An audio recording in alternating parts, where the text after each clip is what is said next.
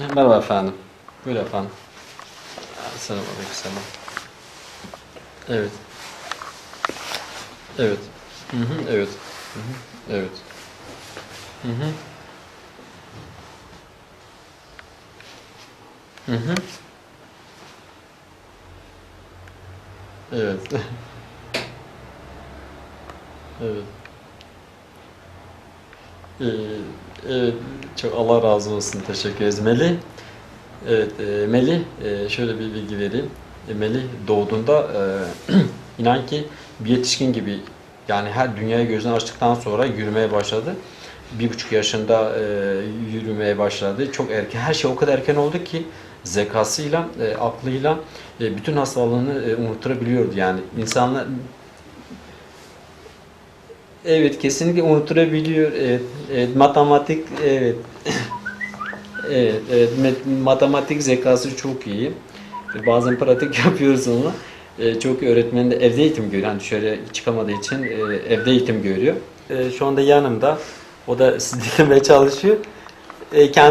Kendisi zaten sizin şu anda sizinle konuşuyor. Size teşekkür edecek dualarınız için. Kendisine veriyorum. Evet. Evet buyurun. Evet buyurun efendim tabii ki. Buyurun. İyi akşamlar da. İyi akşamlar. İyiyim, siz nasılsınız?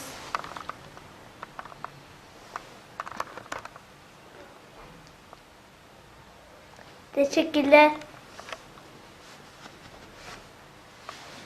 Ee, Ben de büyüyünce sizin gibi doktor olacağım. Ne? Mühendis? Mühendis.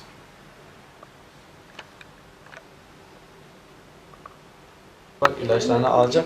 Al. Amcaya merhaba de. Merhaba. İyiyim, siz nasılsınız? İyiyim. Tamam. Tamam. Allah razı olsun. Tamam, Allah razı olsun. Haberden sonra duyarlı vatandaşlarımız Allah razı olsun Okul Müdürü İsmail Bey Melebi buhar cihazını aldı.